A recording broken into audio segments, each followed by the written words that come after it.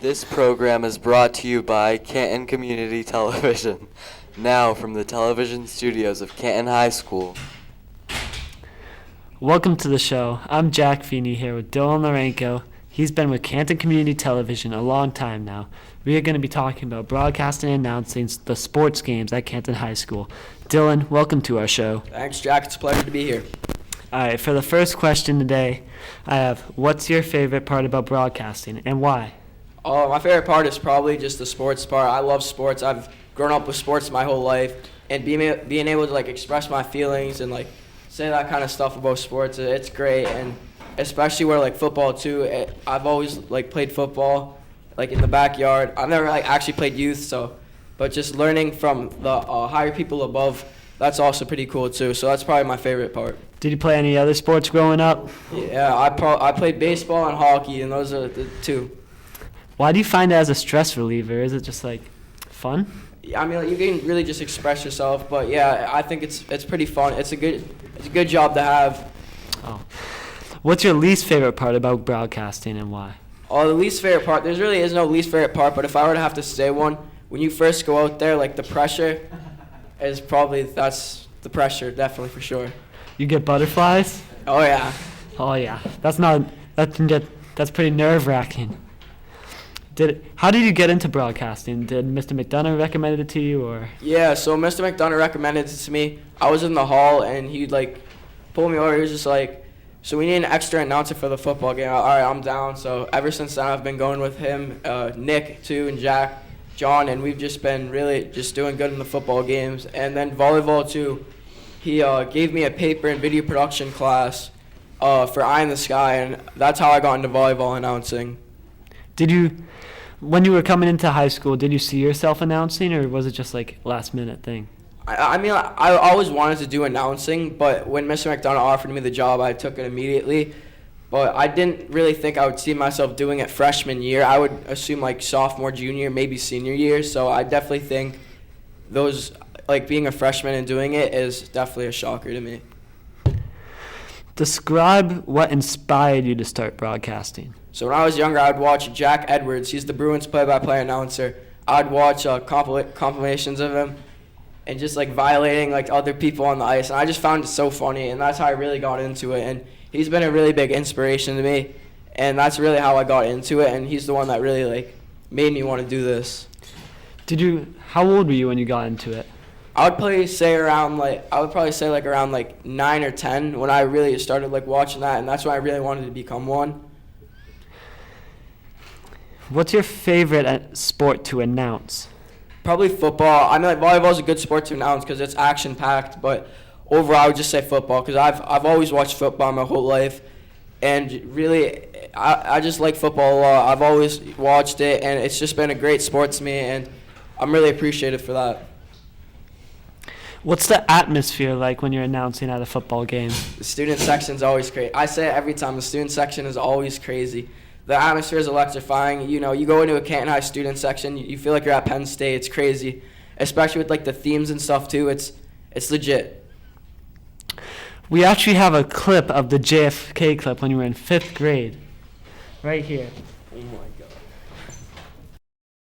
God. What do these people have in common? Sportscaster Bill Titus at Fenway Park. Reporter Kylie Gaylor at KVVU Las Vegas. Or me, Dylan Lorenko of the JFK School. We all got our start on Canton Community Television, TV worth watching. What do you think about that clip? Are you a little bit embarrassed, or? I mean, I was in 5th grade at the time, so I'm a little embarrassed, but I would say it's fine. That's how I really started. That's where I really started on Canton Community Television. That clip. My mom won a raffle thing to go into the studio and film a video for an ad for Canton Community Television. And when I filmed it, Mr. McDonough was there, and so he's known me ever since 5th grade. So I definitely think having a younger start definitely impacted how I am today. Were you nervous when you were recording that? Because you were pretty young in that. Yeah, I was 5th grade, so I mean, I was I didn't know it was gonna go on TV at the time until my mom pointed it out. So I was pretty calm, and yeah. That's a great experience, especially because you're taking video productions now. If you didn't do that, do you think you would be taking video productions today? Absolutely not. I just think that was how I really started that video production career. Video production too, it's just a great class. You get to learn interviewing, you get to learn announcing, editing, all that good stuff. So I think if it weren't for that clip, I don't think I would even be here in this class right now. I know your favorite sport to announce is football, but why is that the best compared to the other sports you announce? I've just grown up with football. My parents have been big football fans. My brothers all play football, and just announcing it, it's just I'm most well known. I know it the most. Compared to volleyball, I just know football more than that, and that's probably why. Have your knowledge of these sports expanded ever since you started announcing? Yeah, I would definitely say so. Cause learning from Nick and Kevin Prake, they're two really good announcers, and learning from them really helped me set up to be a better announcer. You have announced with multiple people in your career and by yourself. What have you learned from announcing with these people and announcing by yourselves? Oh, announcing with Kevin and Nick is definitely an honor. They're two really great announcers, but I've learned to really master the color commentator. That's what I am now. But I remember one time I announced alone against DY. It was a football game, and learning from them really helped me be a play-by-play announcer. We actually have a clip right here of you. And Kevin Craig here along with Dylan Ranko. And it has been a big-time senior night for the Bulldogs as they win over Foxborough 3-2 and celebrating their 5 seniors. It was a big night, wasn't it, Dylan? It was a huge night. The Canton Bulldogs pulled off a huge senior night win over the Foxborough Warriors. It was a great matchup as Canton did win 3-2 over Foxborough on senior night. Thank you so much for joining us here on Canton Community Television and on Foxborough Cable Access. Congratulations to Jess Wright, the coach's player of the match. Canton goes to Quincy tomorrow, and Foxborough goes to Stoughton. Thanks so much for watching. Take care of yourself. did he give you any pointers or tips when you were announcing? Yeah, he really pointed stuff out because when I first got into announcing, the first game I did was a volleyball game, and I would kind of be the play-by-play announcer over him. So he made sure that I stayed the colored, and he would just make sure that I was doing what was right and how to do it. And he just he kept teaching me how to do it. So Kevin was definitely a really big help for me. Did you build a friendship with them? Yeah, absolutely. I think a very important role, a very important thing is having connections in that communication field. Because if you have connections, that's probably the best part about it, and especially with Kevin too, knowing other people and introducing me to other people, that's really a big help. Absolutely. Explain the next step you plan to take in your broadcasting career. I want to go to college. That's what I want. I want to go to college, announce there. Over the summer, my aunt works at BU, and she got me a camp to go to for sports announcing over the summer for a week. So I'll probably be going there for a week, and hopefully just become a better announcer. And then as time goes on, hopefully look into colleges. The college I'm looking into now is Florida Gulf Coast. It's in Fort Lauderdale, I think. I think that's where it is, but it's in Florida, and it's a communication school. It's a small school, but it's a communication school, and that's really what I want to get into. And after college, I hope to get into NFL, NBA, NHL, MLB kind of games. Oh, that's great. Why Florida? Do you have any family down there? Or? Yeah, my Uncle Joe lives down there. He's on my dad's side, so he usually ships me up Tampa gear from down there, so that's pretty good. Tell us about Canton Community Television and what it means to you. We just saw that clip of me from 5th grade, so it means a lot because if I really do get to go big into the NFL or the MLB, I can really say that Canton Community Television was where I started. That's where I started, and it really shaped me into who I am today. Do you have any tips for talking well and not messing up or announcing smoothly? Just be confident. That's what I would definitely preach, is just be confident. Confidence is key, especially if you're all tensed up, shaking, you're not going to do that good. But if you're calmed down and just going smoothly, then you're going to be great. And that's probably what I would just preach the most. Did you have any big mess-ups when you first started announcing? I remember one time, it was my first football game. I messed up. It was a field goal, and I said, "It's good." And then Nick tapped me on the shoulder and said, "It wasn't good." So I was a little shocked by that, but he said, "Just keep your head up, and you're gonna be fine." How did you correct that mistake that you made? I made sure to actually pay attention to the games after that, because I mean, like when you're up in the booth, so when that happened, I was like down like in the stands, so people were like in the way. So now that we're in the booth, it's much easier to see and stuff. Oh, that must have been a big embarrassment for you. Was that the only time you messed up? Oh no, I mess up all the time. I'm a human. Everyone messes up, especially in announcing. You're not going to be perfect, but all you have to do is just keep your head up and you're fine. What advice would you give to someone that just started announcing to really announce smoothly and not mess up like you did a couple times? Once again, I would just be confident. That's all I can say, just confidence.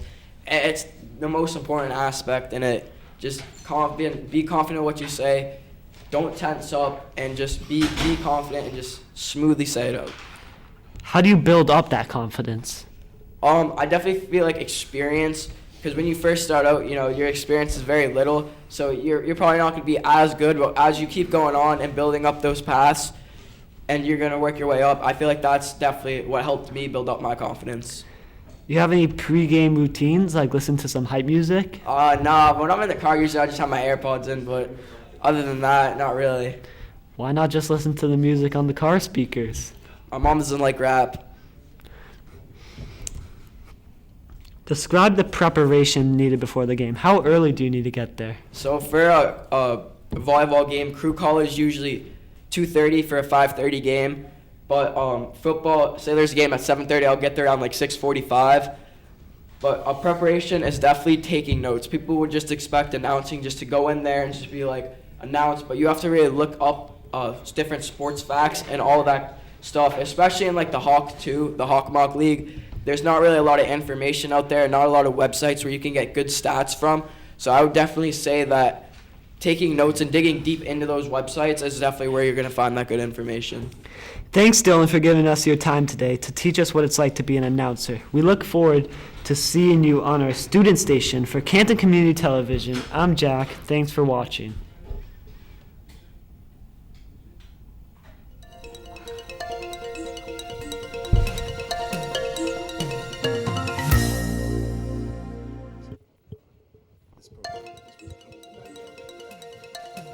This has been a F period production. Joe Blizzard, Viola Bonwell, David Carlson, Anthony Dialezia, Liam Doherty, John Feeney, Tyler Finn, Tyler Kelly, Andrew Kirchett, Ernst Marcelin, Brendan Marshall, Carlos Mendez, Carolyn Schiavo, Madeline Smith, James Young. Today we are gathered in holy matrimony for the wedding of Hannah and Taylor. Do you guys promise to love each other through sickness and health? I do. Taylor, do you take Hannah as your wife? Mom, Ugly!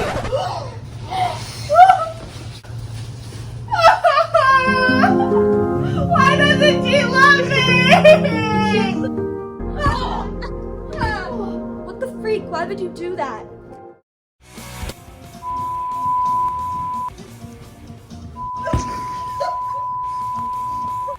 An altercation is a noisy argument, especially in public.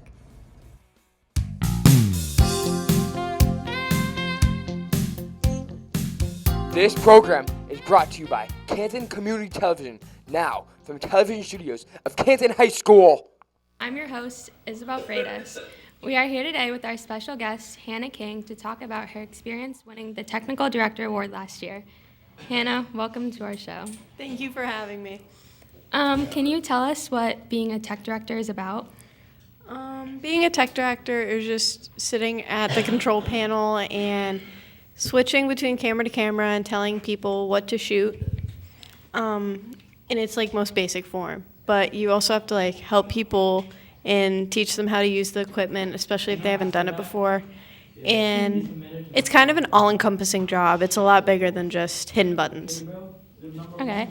And what is the Tech Director Award? The Tech Director Award is just like who Mr. McDonough thought did the best at tech directing. Mm-hmm. And that was me. And can you describe what you had to accomplish in order to be given the award? In order to be given the award, I definitely had to like show my leadership qualities when on a shoot or filming like a basketball game, especially if someone was new to Eye in the Sky. When we were like on a shoot, I had to teach them how to zoom in on the camera, turn it on. I had to instruct people where to go, what to grab, what to bring down, even how to use the elevator. But yeah, it's just kind of a lot of leadership. And can you tell us what Eye in the Sky is? Eye in the Sky is kind of like a club, basically, of people who film the extracurricular activities at the school, like basketball games or volleyball games or like orchestra and band concerts and stuff like that. Tell us about how you became interested in being a tech director.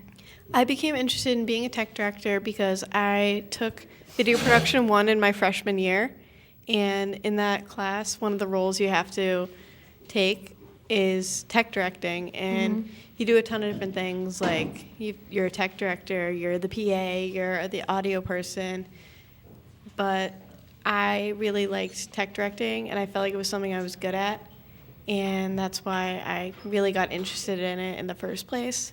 And when I was younger, I would always make like iMovies with my friends or like stuff like that.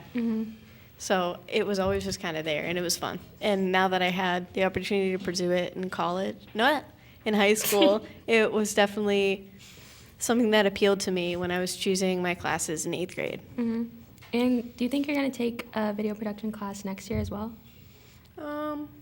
I probably will, because I took Video Production 1 in my freshman year, and now I'm in my sophomore year, and I'm in Video Production 2 honors. And it's just a lot. It's a lot of the same stuff, but it's way more independent, and I want to continue doing it next year and hopefully in senior year, if they even have a curriculum for that, because it seems really interesting, and I actually really do enjoy doing it. It's less of a class and more of just a hobby. It's fun. I enjoy it. And can you explain what the hardest part of being a tech director is? The hardest part of being a tech director is like letting go of being anxious about talking to other people and getting along with your crew on such short notice. Because like when I first joined, I didn't know anyone, and they were all upperclassmen, and it was kind of weird. I felt a little ostracized, and I felt weird. And it was definitely hard at first because I had to break out of my shell, because to be the tech director, you have to communicate with the whole crew, and you're basically bossing people around. You have to tell them what to do and stuff. And at first I was kind of timid and shy, and I was like nervous because I didn't want anyone to think I was bossy, but that is kind of the point of the job. So definitely getting over the anxiety of being responsible for such a big event, like filming. It's going on television, even if it's just Canton Community Television, it's still being broadcasted, and they'd have to, if you do a bad job, they basically have to scrap the whole thing if it's that bad. But I would feel awful if someone's parents or grandparents who weren't able to like make it to a basketball game or like an orchestra thing weren't able to see their kid on TV because I did a bad job. It's a lot more. The more you think about it, the more anxiety you get. But I definitely had to get over that part. Yeah. And do you plan to pursue directing further? I definitely want to pursue it in high school at least, because like I said, I'm in my second year of video production, and this year I plan to do a lot more basketball games and a lot more. I continue taking my phone out and interviewing people for video production too anyways, so I am definitely pursuing it now and will continue throughout this school year. And next year I hope to also take a video production class, and hopefully in senior year I will too, but I'll definitely be doing Eye in the Sky. I don't know about in college, because I feel like it would be fun, but I don't know if it's the career path I want to choose. I don't know if I'm ready for that commitment, but when the time comes, I'll let you know. And if not as a career, do you think you're going to continue doing it as like a passion? Definitely, because I've been kind of into media and filming videos and stuff like that for years, even before I took the class. So I don't think it's something that'll just go away overnight after not taking the class or leaving high school. I definitely think I'll keep that part of me. Can you describe what you've directed so far? So far, I've directed the basketball games last year. I did the orchestra performance in the winter concert. And I was able to cover Faye Gallery. I don't know if it was Faye or Sydney. They might have both done it, but I know that I was there for one of them. They're 1,000 points, which was super cool, and I was really happy to have had that experience because that's like something she'll be watching for a long time to come, and like she might show her kids, or like it just might have a big impact on her that we were able to cover that and have video of that happening in her life. And I'm happy that I was a part of saving that memory visually for her. Is there anything that you want to direct for that you're wishing to? I definitely want to direct the basketball games this year, and I'll probably do the same things I did last year, but I didn't do a ton of basketball games because I was preoccupied with my sport, but now I don't think I'll have too much on my plate. I think I'll do a lot more recording this year, hopefully. Did you enjoy directing the games or the concerts better? I feel like the concerts were definitely easier because the subjects weren't moving. They were just stationary, sitting in their chairs or standing up, playing the violin or whatever, but they weren't running around like on a court. So it was definitely a lot easier, which was the one that I started with, thank God. But it was definitely a lot easier to film that because the lighting was really good. They had the mood lighting from like the tech crew, and setting that up was like super fun because I was like in the theater and I was like putting it all up, and I saw like everyone's parents. I was like, oh my God, this is like a real thing. But I think if I'm being honest, the basketball games were more fun because I was able to cheer along like over the headset with the other people on the crew, and like I was able to, it was just watching a basketball game basically. But it was a lot more fast paced, and I definitely wouldn't have wanted to start with it. I'm happy that I was able to do the orchestra concert and the winter concert before, but I think I did like the basketball games more. Tell us what your favorite part of being a tech director is. My favorite part is probably like I said, saving those memories for people.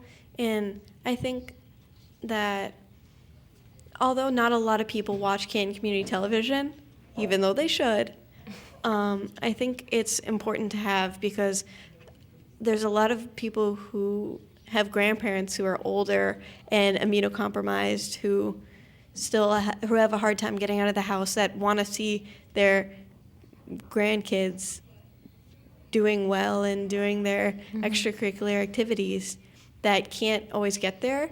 So I feel like in that way I'm serving the community, and it makes me feel like fulfilled when I do that.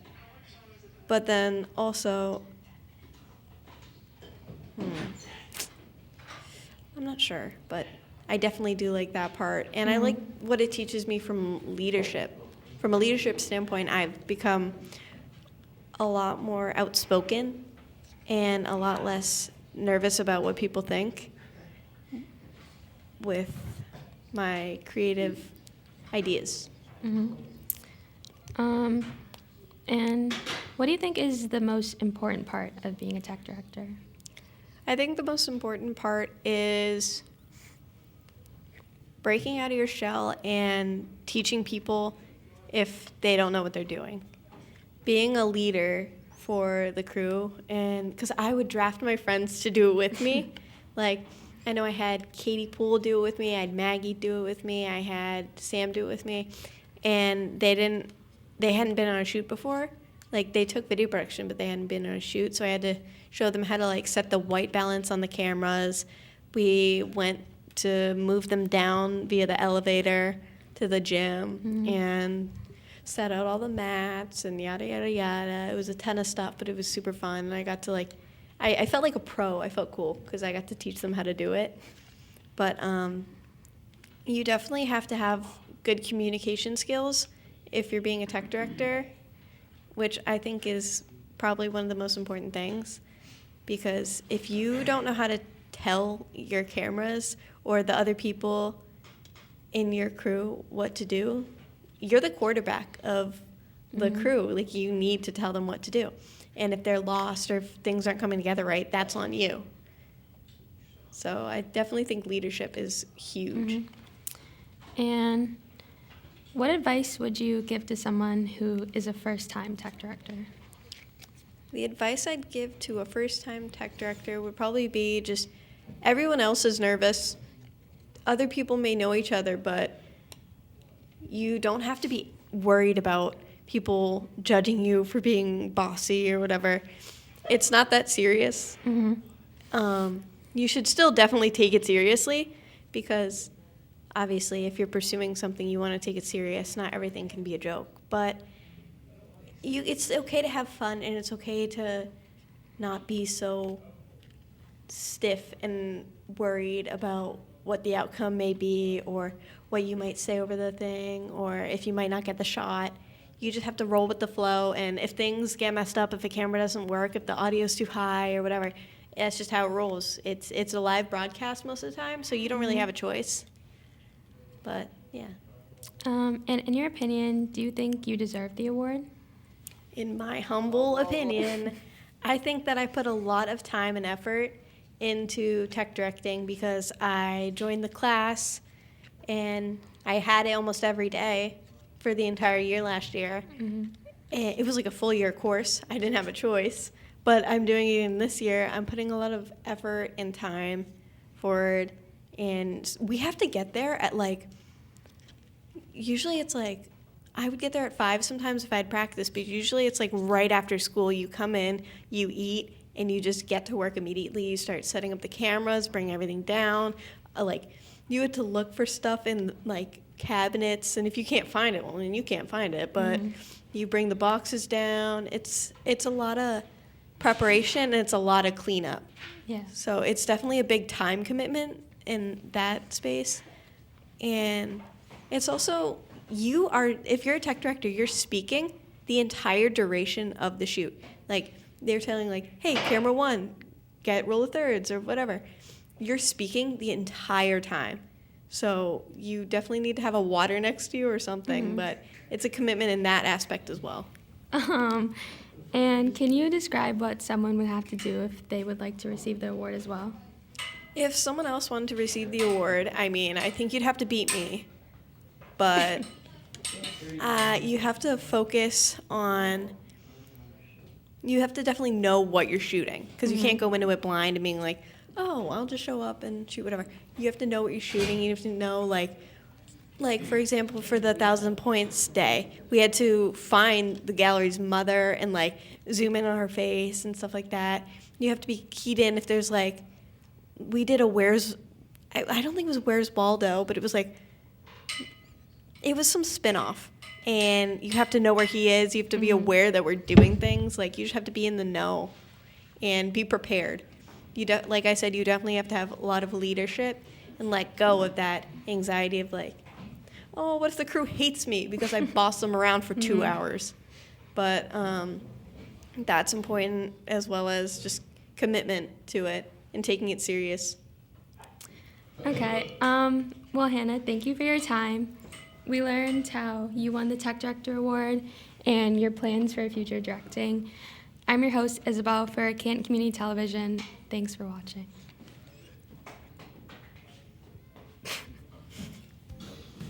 Period production.